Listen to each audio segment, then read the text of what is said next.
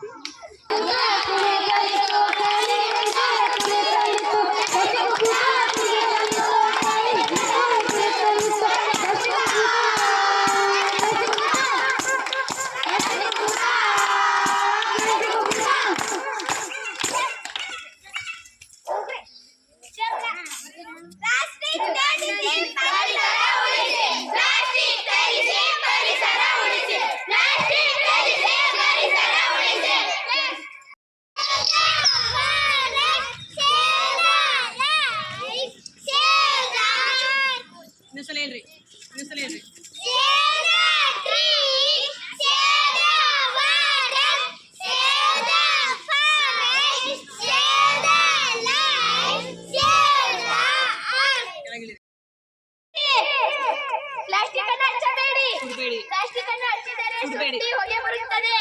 ಆಗ ಗಾಳಿಯಲ್ಲಿ ಹೊಗೆಯು ಸೇರಿಕೊಂಡು ಮಾಲಿನ್ಯವಾಗುತ್ತದೆ. ಆ ಗಾಳಿಯನ್ನು ನಾವೇ ಸೇವಿಸುತ್ತೇವೆ.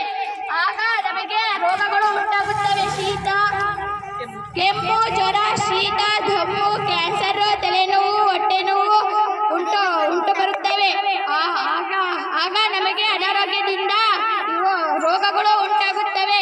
ಹಾಗಾಗಿ ನಾವು ಪ್ಲಾಸ್ಟಿಕ್ ಅನ್ನು ಸುಡಬಾರದು. ನಾವು ಗ್ರಾಮ ಪಂಚಾಯಿತಿಯಿಂದ ಕಸದ ಲಾರಿಯನ್ನು ಬಳಸುತ್ತಾರೆ. ಆ ಕಸದ ಲಾರಿಗೆ ನಾವು ಪ್ಲಾಸ್ಟಿಕ್ ಅನ್ನು ಹಾಕಬೇಕು. ಅಲ್ಲಿ ವಿಲೇವಾರಿಯನ್ನು ಮಾಡುತ್ತಾರೆ. ಆಗ ಅಲ್ಲಿ ಪರಿಸರ ಮಾಲಿನ್ಯ ಆಗುವುದಿಲ್ಲ. ಹಾಗಾಗಿ ನಾವು ಪ್ಲಾಸ್ಟಿಕ್ ಅನ್ನು ಕಸದ ಲಾರಿಗೆ ಹಾಕಬೇಕು.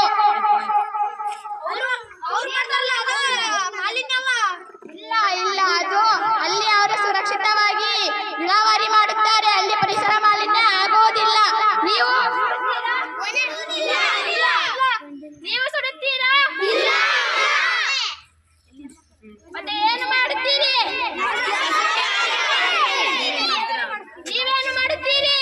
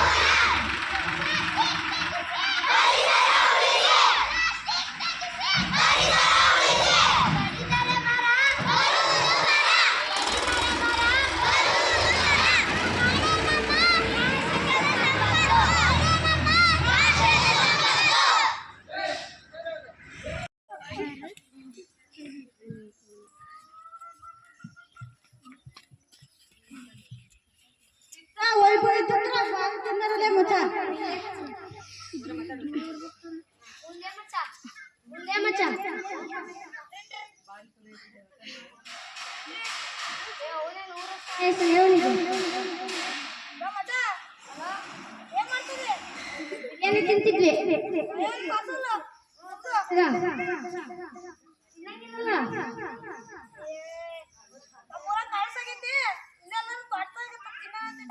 ಸರಿ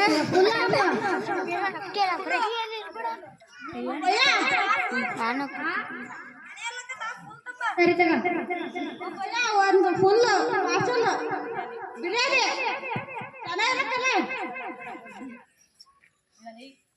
ಮಾಡ್ಕೊಡು ನಮ್ಮ ದೋಸ್ತ.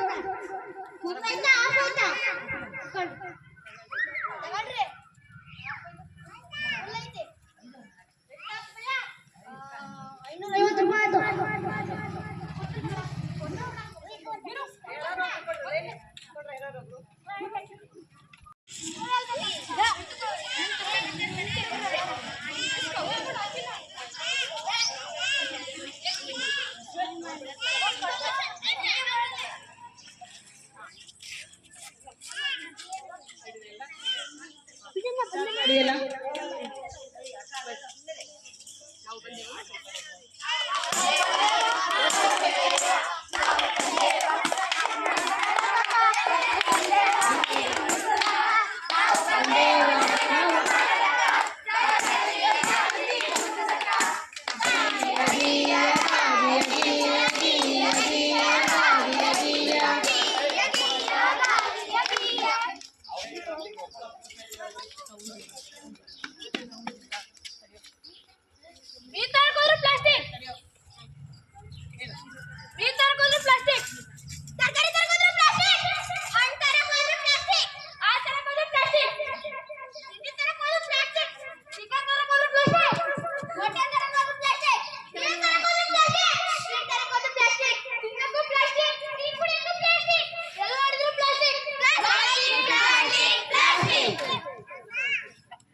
ಪ್ಲಾಸ್ಟಿಕ್ ತ್ಯಜಿಸಿ,